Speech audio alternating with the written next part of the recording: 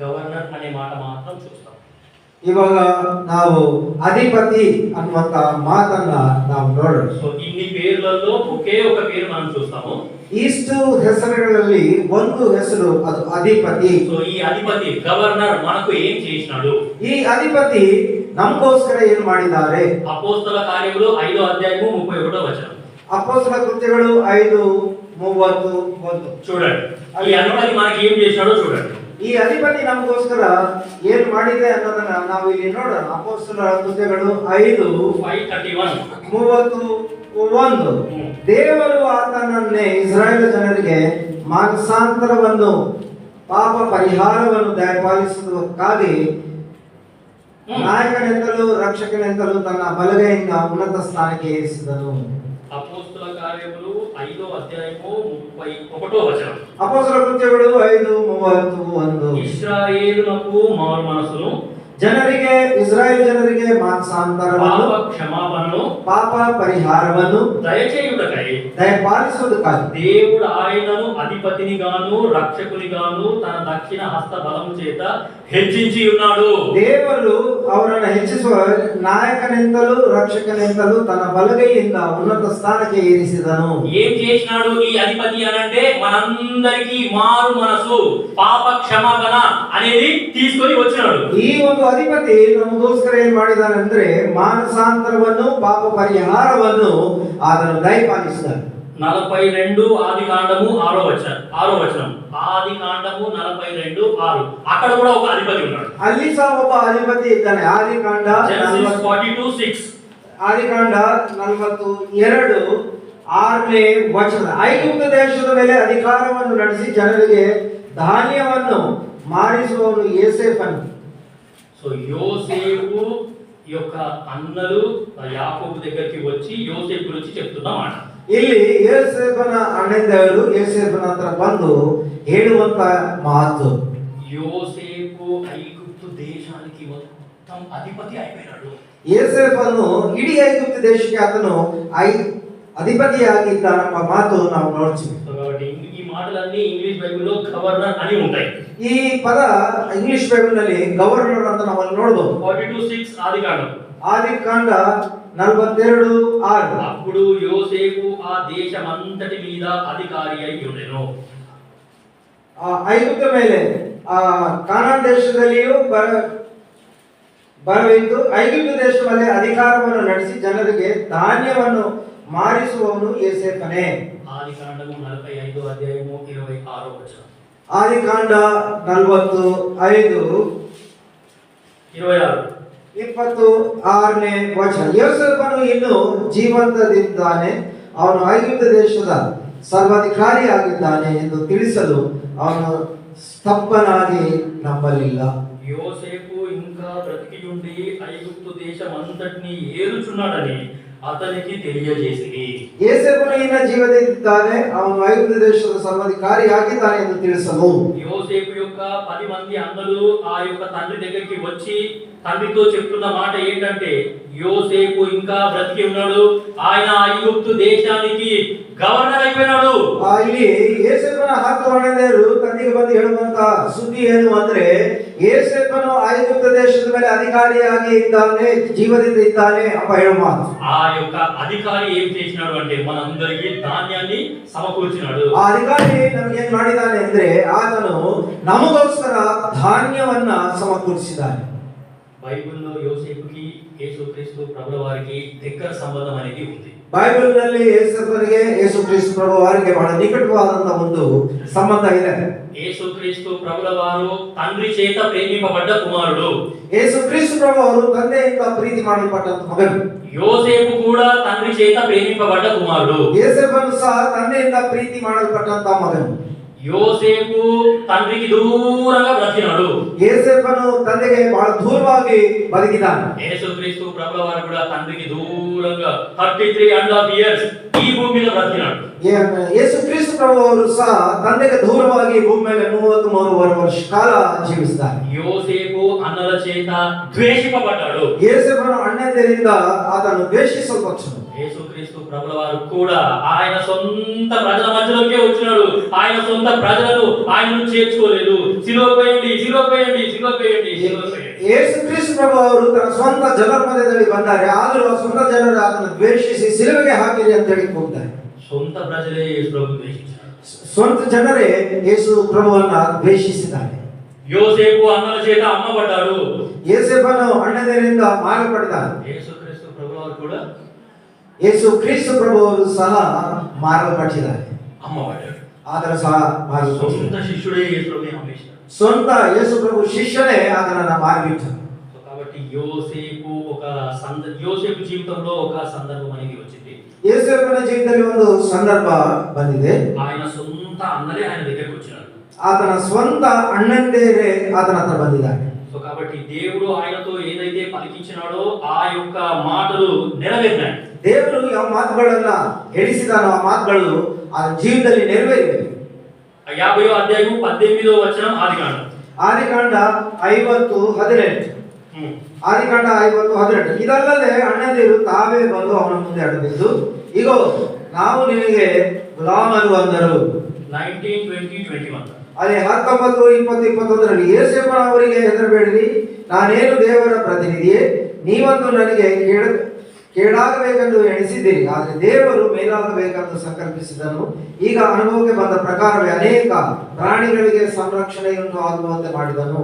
ಆದ್ದರಿಂದ ನೀವು ಸ್ವಲ್ಪ ಭಯಪಡಬೇಡಿರಿ, ನಾನು ನಿಮಗೆ ಸೇರಿದವರೆಲ್ಲರನ್ನು ಪೋಷಿಸುವನೆಂದು ಹೇಳಿ ಅವರನ್ನು ಸಂತೈಸಿ ಅವರ ಸಂಗಡ ಪ್ರೀತಿಯಿಂದ ಮಾತಾಡಿದರು. ఒక సందర్భం ఏమొచ్చింది అంటే, ಒಂದು ಸಂದರ್ಭ ಏನು ಬಂತು ಅಂದ್ರೆ, యోసేపు యొక్క సొంత అన్నలు ಯೋಸೇಫನ ಸ್ವಂತ ಅಣ್ಣಂದಿರು ఆ యోసేపు దగ్గరికి వచ్చినారు. ಯೋಸೇಫನ ಹತ್ರ ಬಂದರು.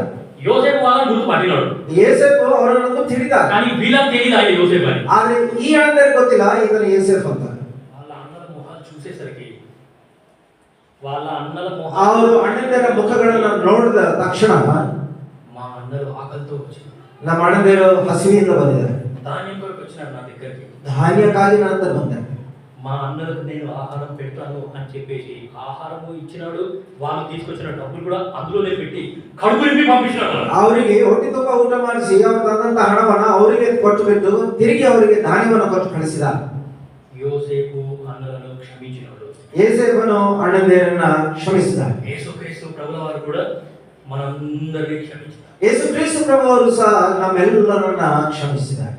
అర్థం చేసుకోవాల్సిన విషయం ఏంటంటే, ಅರ್ಥ ಮಾಡಿಕೊಳ್ಳುವ ವಿಷಯ ಏನು ಅಂದ್ರೆ, గవర్నర్కి ఉన్న లక్షణాలు ಅಧಿಪತಿಗೆ ಇರುವಂತ ಈ ಲಕ್ಷಣಗಳು. సో కాబట్టి యోసేపు సొంత అన్నలను క్షమించేశాడు. ಯೋಸೇಫನು ಸ್ವಂತ ಅಣ್ಣಂದಿರನ್ನ ಆತನು ಕ್ಷಮಿಸಿದ. యోసేపు దగ్గర ఒక అకౌంటెంట్ ఉన్నాడు. ಯೋಸೇಫನ ಹತ್ರ ಒಬ್ಬ ಅಕೌಂಟೆಂಟ್ ಇದ್ದಾನೆ. ఆ అకౌంటెంట్ కు చెప్పేసినాడు యోసేపు, వాళ్ళ దగ్గర ఒక్క రూపాయి కూడా నువ్వు తీసుకోకు, వాళ్ళ డబ్బులు వాళ్ళకే అదే బ్యాగ్ లో పెట్టి పంపించేసి. ಆ ಅಕೌಂಟೆಂಟ್ಗೆ ಯೋಸೇಫನು ಹೇಳಿದಾನೆ, ಅವರು ಹಣ ತಗೋಬೇಡ, ಅವ್ರ ಹಣವನ್ನು ಅವ್ರ ಚೀಲದಾಗ ಇಟ್ಟು ಅವರಿಗೆ ಧಾನ್ಯವನ್ನು ಕೊಟ್ಟು ಬಿಡು. బహుశా ఆ అకౌంటెంట్ యోసేపుకు అడిగినాడు.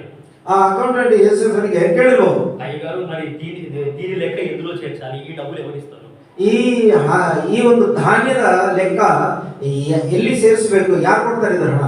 దేవుడు నాకు ఇచ్చిన తలంపు ఏంటంటే, ದೇವರು ಸಹೋದರನಿಗೆ ಕೊಟ್ಟ ಆಲೋಚನೆ ಏನಂದ್ರೆ, నా జీతం నుంచి కట్ చేసుకోవాలి, ನನ್ನ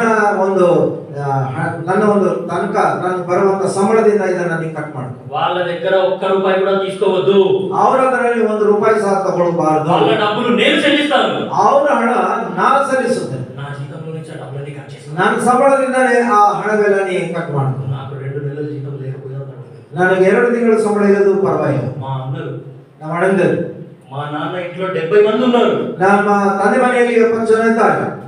ఆ 70 మంది యొక్క ఆ యొక్క వెల మొత్తం యోసేపు చెల్లిస్తాడు. ಆ 70 ಜನರ ಒಂದು ಬೆಲೆ ಎಷ್ಟಾಗ್ತದ ಆಹಾರದು ಅದು ಯೋಸೇಫನು ಅದು ಸಲ್ಲಿಸಿದ. యోసేపు అన్నలను క్షమించినాడు. ಯೋಸೇಫನು ಅಣ್ಣಂದಿರನ್ನ ಕ್ಷಮಿಸಿದ. యేసుక్రీస్తు ప్రభువారు కూడా నిన్ను నన్ను క్షమించినాడు. ಯೇಸು ಕ್ರಿಸ್ತ ಪ್ರಭು ಅವರು ಸಹ ನಿನ್ನನ್ನ ನನ್ನನ್ನ ಕ್ಷಮಿಸಿದ್ದಾರೆ. మనము ఎంత దుర్మార్గంగా ప్రవర్తించినా, ನಾವೆಷ್ಟು ದುರ್ಮಾರ್ಗವಾಗಿ ಪ್ರವರ್ತಿಸಿದ್ರು, ఎంత దౌర్భాగ్యంగా ప్రవర్తించినా, ಎಷ್ಟು ದೌರ್ಭಾಗ್ಯವಾಗಿ యేసుక్రీస్తు ప్రభువారు చూసి కూడా ఆయన మనల్ని క్షమిస్తూ వస్తున్నాడు. ಯೇಸು ಕ್ರಿಸ್ತ ಪ್ರಭು ಅದನ್ನು ನೋಡಿ ಸಹ ನಮ್ಮನ್ನು ಕ್ಷಮಿಸ್ತಾ ಇದ್ದಾರೆ. సో కాబట్టి యేసుక్రీస్తు ప్రభువారు ఎంతో గొప్ప క్షమాపణి క్షమాపణని నీకు నాకు ఇచ్చినాడు. యేసుక్రీస్తు ప్రభువు ನಮಗೆ ಎಷ್ಟು ದೊಡ್ಡ ಕ್ಷಮಾಪಣೆಯನ್ನು ಆತನು ಕೊಟ್ಟಿದ್ದಾನೆ. యోసేపు ఏ విధంగా అయితే అన్నల యొక్క డబ్బులు చెల్లించినాడో, యేసేపును ಯಾವ ತರ ಹಣವನ್ನು ಸಲ್ಲಿಸಿದರು, అదే విధంగా యేసుక్రీస్తు ప్రభుల వారు నీకు నాకు రావాల్సిన పాప శిక్షని ఆయన శిలువలో చెల్లించేసినాడు. ಅದಕ್ಕಾಗಿ యేసుక్రీస్తు ప్రభు ನಮ್ಮ ಪಾಪ ಕಾರಣವನ್ನು ಬರುವಂತ ಆ ಒಂದು ಶಿಕ್ಷೆ,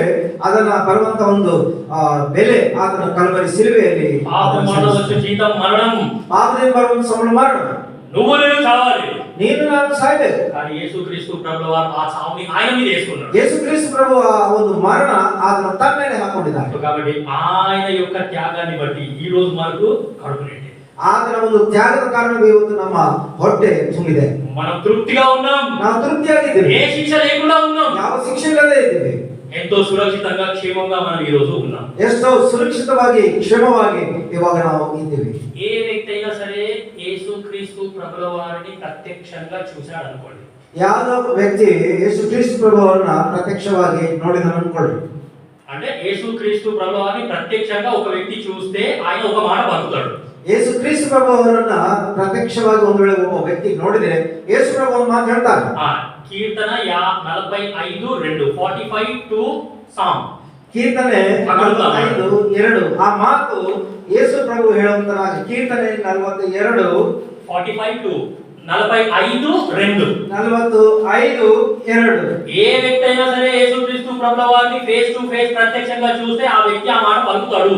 ಎಲ್ಲಿ ಯೇಸುಕ್ರಿಸ್ತು ಪ್ರಭು ಅವರನ್ನ ಒಬ್ಬ ವ್ಯಕ್ತಿ ಪ್ರತ್ಯಕ್ಷನಾಗಿ ನೋಡಿದ್ರೆ ಆ ಮಾತು ಹೇಳುವಂತನಾಗಿದ್ದಾನೆ, ನೀನು ಎಲ್ಲಾ ಮನುಷ್ಯರಿಗಿಂತ ಅತಿ ಸುಂದರನು, ನಿನ್ನ ಮಾತುಗಳು ಬಹಳ ಮಧುರ, మనుషులందరికంటే నీవు అతి సుందరుడవు, ನೀನು ಎಲ್ಲಾ ಮನುಷ್ಯರಿಗಿಂತ ಅತಿ ಸುಂದರನು. ఈ లోకంలో ఎంత మంది మనుషులు ఉన్నా సరే, ಈ ಲೋಕದಲ್ಲಿ ಎಷ್ಟು ಮನುಷ್ಯರಿದ್ದಾಗ್ಯೂ వాళ్ళందరి మనుషులలో అతి సుందరుడు నీవు. ಆ ಎಲ್ಲ ಮನುಷ್ಯರಲ್ಲಿ ನೀನು ಅತಿ ಸುಂದರನು ಎಂಬ ಮಾತನ್ನು యేసుక్రీస్తు ప్రభుల వారి ముఖంలో ఉన్న కళ, ಯೇಸುಕ್ರಿಸ್ತು ಪ್ರಭುವರ ಆ ಮುಖದಲ್ಲಿ ಇರುವಂತಹ ಕಲೆ, యేసుక్రీస్తు ప్రభుల వారి స్మైల్ ಅಂತ ఎవరైనా చూస్తే, ಯೇಸುಕ್ರಿಸ್ತು ಪ್ರಭುವರ ಒಂದು ವಾಸನೆಯನ್ನು ನೋಡಿದ್ರೆ, నేనే కనుక యేసు ప్రభువును ప్రత్యక్షంగా చూస్తే ఖచ్చితంగా అదే మాట పలుకుతాను, నీకంటే సుందరుడు ఇంకా ఎవరు కూడా లేరు తండ్రి, నువ్వే హ్యాండ్సమ్. ನಾಳೆ ಒಂದು ವೇಳೆ ಆ ಯೇಸು ಪ್ರಭುವನ್ನು ನೋಡಿದ್ರೆ ಇದೇ ಮಾತು ಹೇಳುತ್ತಾರೆ, ನೀನೇ ಎಲ್ಲರಿಗೂ ಮನುಷ್ಯರಿಗಿಂತ ಅತಿ ಸುಂದರ. అటువంటి యేసు ప్రభు ఒక సందర్భం వచ్చింది యేసు ప్రభు జీవితంలో కూడా. యేసు ప్రభు జీవితంలో అంత ಒಂದು సందర్భ సಹ ಬಂದಿದೆ. బాప్తిసం ఇచ్చే యోహాన్ దగ్గరికి యేసుక్రీస్తు ప్రభువు వస్తున్నాడు. దీక్షా స్నాన ಕೊಡುವಂತ యోహాన్ ಹತ್ರ ಯೇಸುಕ್ರಿಸ್ತು ಪ್ರಭು ಅವರು ಬರ್ತಾ ಇದ್ದಾರೆ. ఆ వస్తా ఉంటే యోహాన్ కూడా యేసుక్రీస్తు ప్రభువు వారిని ఫేస్ టు ఫేಸ್ చూశాడు. ಯೇಸುಕ್ರಿಸ್ತು ಪ್ರಭು ಅವರನ್ನ ದೀಕ್ಷಾ ಸ್ನಾನ ಕೊಡುವಂತ యోహాన్ ಸಹ ಮುಖಾಮುಖಿಯಾಗಿ ನೋಡಿದ. ఆయన ఆ మాట పలకలేదు. ಆದರೆ ಆ ಮಾತು ಆತನು ಹೇಳಿದ, ఇదిగో లోక పాపములు మోసుకొని పోవు దేవుని గొర్రె పిల్ల, ఇగో ಲೋಕ ಪಾಪವನ್ನ ಹೊತ್ತುಕೊಂಡು ಹೋಗುವಂತ ದೇವರ ಕುರಿಮರಿ, నీ కొరకు నా కొరకు ఆ యొక్క అందాన్ని మొత్తాన్ని కోల్పోబోతున్నాడు ఆ వ్యక్తి.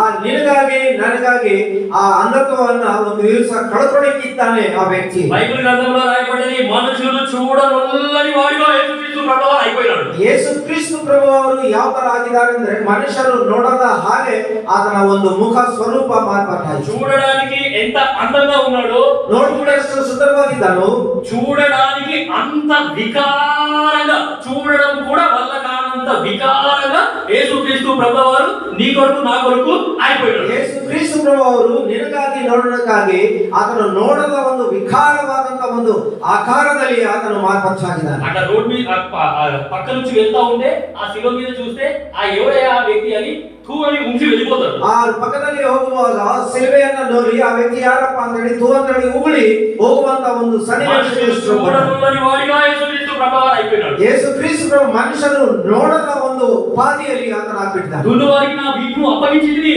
ಆ ಕೆತ್ತುವವರಿಗೆ ನನ್ನ ಬೆನ್ನನ್ನ ನಾನು ಕೊಚ್ಚಿನಿ ಎಂಬಂತ ಮಾತನ್ನು ನೋಡ್ತೀವಿ. ఆ పొలాన్ని దున్నే వ్యక్తులకు అర్థం అవుతుంది. ಅದು ಹೊಲ ನೆಗಲು ಹುಡುಗುವಾಗ ಆ ನೇಗಲು ಹುಡುಗವರಿಗೆ ಗೊತ್ತಾಗ್ತದೆ ಯಾವ ತರ ನೇಗಲು ಹುಡಿತಾರೆ. పెద్ద గీతలు ఉంటాయి, ಯಾಕಂದ್ರೆ ಆ ಗೀತೆಗಳು ಬೀಳುತ್ತವೆ. ఆ లోపలి నుండి ఆ యొక్క మట్టి పెద్దలు బయటకు వచ్చేస్తాయి. ಆ ಒಳಗಿದ್ದಂತ ಆ ಹೆಂಡಿಗಳು ಆ ಮುಂಡಿನ ಹೆಂಡಿಗಳು ಹೊರ ಬರ್ತವೆ. కాబట్టి యేసుక్రీస్తు ప్రభుల వారి వీపు కూడా అట్లనే దున్నబడ్డారు. ಆ ರೀತಿಯಾಗಿ ಯೇಸು ಕ್ರಿಸ್ತು ಪ್ರಭು ಅವರ ಬೆನ್ನು ಸಹ ಆ ನೇಗಲ ಉಪಾಧಿಯಲ್ಲಿ ಹೊಳೆಯಲ್ಪಟ್ಟಿದೆ. ఆ పెద్ద పెద్ద గీతలు పై నుండి కిందికి కనిపిస్తాయి. ಆ ಮೇಲಿಂದ ಕೆಳವರೆಗೆ ಬೆನ್ನಿನ ಮೇಲೆ ಆ ಗೀತಿಗಳನ್ನ ನಾವು ನೋಡಬಹುದು. లోపలి నుండి మాంసం అనేది పెద్దలు పెద్దలు బయటకు వచ్చేసారు. ಆ ಒಳಗಿದಂತ ಮಾಂಸ ಹೆಂಡಿ ಉಪಾಧಿಯಲ್ಲಿ ಹೊರಗೆ ಬಂದದನ್ನು ನೋಡ್ತೀವಿ. నువ్వు నేను పొందాల్సిన పనిష్మెంట్ ಅದು ನಿಜವಾಗಿ ನೋಡಿದ್ರೆ ಅದು ನೀನು ನಾನು ಹೊಂದಬೇಕಾಗಿರುವಂತ ಶಿಕ್ಷೆ. మన శిక్షను యేసుక్రీస్తు ప్రభుల వారు భరించారు. ನಮ್ಮ ಶಿಕ್ಷೆಯನ್ನ ಯೇಸು ಕ್ರಿಸ್ತ ಪ್ರಭು ಅವರು ಆತನು ಹೊರಪಡಿದ್ದಾರೆ. ఆయన యొక్క శిక్ష ద్వారా మన శిక్షను కొట్టేశాడు. ಆತನು ಹೊಂದಿದ ಶಿಕ್ಷದ ಮೂಲಕ ನಮಗೆ ಬರುವಂತ ಶಿಕ್ಷೆನ ಹೊಡೆದಾಕಿದ್ದಾನೆ. పాప క్షమాపణ మారు మనసు దేవుడు మనకి ఇచ్చాడు. ಪಾಪ ಕ್ಷಮಾಪಣೆ ಮಾನಸಾಂತರ ಅದು ದೇವರು ನಮಗೆ ಕೊಟ್ಟಿದ್ದಾನೆ. సో ఈ యొక్క గవర్నర్ మన జీవితంలో చేసిన మేలు. ಈ ಒಂದು ಅಧಿಪತಿ ನಮ್ಮ ಜೀವಿತದಲ್ಲಿ ಮಾಡಿದಂತ ಮೇಲು. మీకు అందరికి ఇంకొక మాట కూడా చెప్తాను. ನಿಮ್ಮೆಲ್ಲರಿಗೆ ಇನ್ನೊಂದು ಮಾತು ಹೇಳೋಕೆ ಇಷ್ಟಪಡ್ತೀವಿ. యోసేపు యొక్క సమాధి తెరవబడ్డది. ಏಸೇಪನ ಸಮಾಧಿ ತೆರೆಯಲ್ಪಟ್ಟಿದೆ. యేసుక్రీస్తు ప్రభుల వారి సమాధి కూడా తెరవబడ్డది. ಯೇಸು ಕ್ರಿಸ್ತ ಪ್ರಭು ಅವರ ಸಮಾಧಿ ಸಹ ತೆರೆಯಲ್ಪಟ್ಟಿದೆ. పాత నిబంధనలో యోసేపు అంటే నూతన నిబంధనలో యేసు ప్రభు. ಹಳೆಯ ಒಡಂಬಡಿಕೆಯಲ್ಲಿ ಏಸೇಪನು ಅಂದ್ರೆ ಸಾದೃಶ್ಯ, ಹೊಸ ಒಡಂಬಡಿಕೆಯಲ್ಲಿ ಯೇಸು ಪ್ರಭು. యేసుక్రీస్తు ప్రభుల వారు నీ కొరకు నా కొరకు ఆయన శ్రమ పడ్డాడు. ಯೇಸು ಕ್ರಿಸ್ತ ಪ್ರಭು ಅವರು ನಿನ್ನ ನನಗಾಗಿ ಶ್ರಮೆ ಪಟ್ಟಿದ್ದಾರೆ. నీ కొరకు నా కొరకు ఆయన చనిపోయినాడు. ನಿನಗಾಗಿ ನನಗಾಗಿ ಆತನು ಸತ್ತಿದ್ದಾನೆ. మరలా మూడో దినమున తిరిగి లేచాడు. ತಿರುಗಿ 3ನೇ ದಿವಸ ಎದ್ದಿದ್ದಾನೆ. యేసుక్రీస్తు ప్రభుల వారి సమాధి ఇప్పటికి కూడా తెరవబడ్డది. ಯೇಸು ಕ್ರಿಸ್ತ ಪ್ರಭು ಅವರ ಸಮಾಧಿ ಇವಾಗಲೂ ಸಹ ತೆರೆದಿದೆ. ఈ గవర్నర్ ని చంపే దమ్ము కూడా ఎవరికి లేదు. ಈ ಅಧಿಪತಿಯನ್ನ ಕೊಲ್ಲುವಂತ ಶಕ್ತಿ ಯಾರಿಗೂ ಇಲ್ಲ. కాబట్టి ఇటువంటి అద్భుతమైన దేవుని నమ్ముకున్న నువ్వు నేను ಇಷ್ಟು ಅದ್ಭುತವಾದಂತ ದೇವರನ್ನು ನಂಬಿಕೊಂಡಂತ ನೀನು ನಾನು ఎంతో ధన్యుడు. ನಾವೆಷ್ಟು ಧನ್ಯರು. కాబట్టి ఈ యొక్క మాటలు మనము గుర్తు పెట్టుకొని ఆనందంలో పడవచ్చు. ಈ ಮಾತುಗಳನ್ನ ನಮ್ಮ ಹೃದಯದಲ್ಲಿ ಇಟ್ಕೊಂಡು ನಾವು ಆರಾಧನೆಯಲ್ಲಿ ಹೋಗೋಣ. ನಾವೆಲ್ಲ దేవుడి వాక్యం దీవించు. ದೇವರ ವಾಕ್ಯವನ್ನು ಆಶೀರ್ವದಿಸಿ ನಾವೆಲ್ಲರೂ